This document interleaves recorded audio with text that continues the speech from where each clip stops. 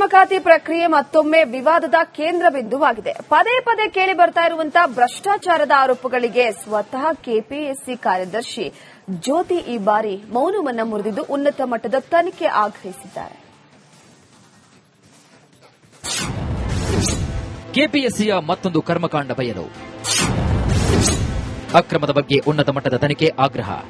KPSC ಅಂದ್ರೆ ಕರ್ನಾಟಕ ಲೋಕಸೇವಾ ಆಯೋಗ, ರಾಜ್ಯದ ಸಾವಿರಾರು ಅಭ್ಯರ್ಥಿಗಳ ಭವಿಷ್ಯ ನಿರ್ಧರಿಸುವಂತಹ ಈ ಸಂಸ್ಥೆ ಇದೀಗ ಮತ್ತೆ ಅಕ್ರಮ ಆರೋಪಗಳ ಸುಳಿಯಲ್ಲಿ ಸಿಲುಕಿದೆ.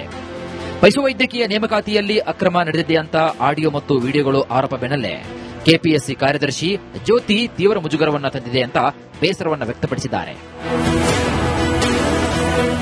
ಪಶುವೈದ್ಯಾಧಿಕಾರಿ ಪರೀಕ್ಷೆ ಬಗ್ಗೆ ನಮಗೆ ಒಂದು ತಿಂಗಳ ಹಿಂದೆನೆ ಅವರು ದೂರು ಕೊಟ್ಟಿದ್ರು.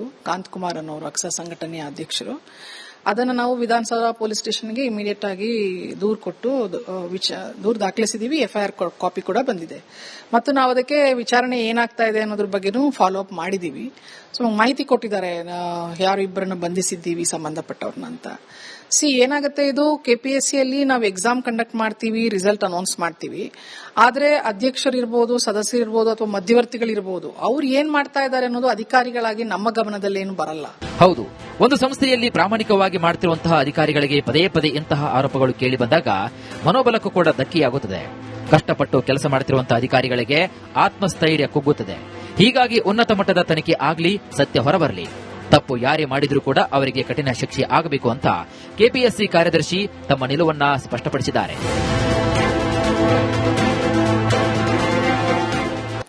ಹೀಗೆ ಅಭ್ಯರ್ಥಿಗಳು ಅವರು ಇವರು ದೂರು ಕೊಟ್ಟಾಗಷ್ಟೇ ಬರ್ತದೆ. ಅದರಲ್ಲೂ ದೂರು ಕೊಟ್ಟಾಗನೂ ಈ ತರ ಸಾಕ್ಷ್ಯಗಳಿದ್ರೆ, ಮೇಲ್ನೋಟಕ್ಕೆ ಕಂಡುಬರುವಂತಹ ಸಾಕ್ಷ್ಯಗಳು, ಯಾಕಂದ್ರೆ ಇವರು ವಿಡಿಯೋ ಕೊಟ್ಟಿದ್ರು, ಆ ವಿಡಿಯೋದಲ್ಲಿ ಸ್ಪಷ್ಟವಾಗಿ ಮಾತಾಡ್ತಾ ಇರೋದು ಅದು ಗೊತ್ತಾಗಿದೆ. ಹಾಗಾಗಿ ನಾವು ದೂರು ಕೊಟ್ಟಿದ್ದೀವಿ. ಅದರ್ವೈಸ್ ಸುಮ್ಮನೆ ದೂರು ಹೇಳಿದ್ರೆ ನಾವು ಅದಕ್ಕೆ ನಮ್ಮ ಕಡೆಯಿಂದ ಏನು ಕ್ರಮ ತಗೊಳಕ್ ಆಗಲ್ಲ. ಹಾಗಾಗಿ ನಾವು ಒಂದ್ಸತಿ ಅಭ್ಯರ್ಥಿಗಳಿಗೆ ಹೇಳಿದ್ವಿ, ನಿಮಗೇನಾದ್ರೂ ಆತರ ಇದ್ರೆ ನಮಗೆ ಕೊಟ್ರೆ ನಾವು ಮಾಡ್ತೇವೆ. ಒಟ್ನಲ್ಲಿ ಕೆಪಿಎಸ್ಸಿ ವಿರುದ್ಧ ಈಗಾಗಲೇ ಹಲವು ನೇಮಕಾತಿ ಪರೀಕ್ಷೆಗಳಲ್ಲಿ ಅಕ್ರಮದ ಆರೋಪಗಳು ಕೇಳಿ ಬಂದಿವೆ. ಇದೀಗ ಕಾರ್ಯದರ್ಶಿಯವರೇ ತನಿಖೆಗೆ ಒತ್ತಾಯಿಸ್ತಾ ಇರುವುದು ಪ್ರಕರಣಕ್ಕೆ ಹೊಸ ತಿರುವು ನೀಡಿದೆ.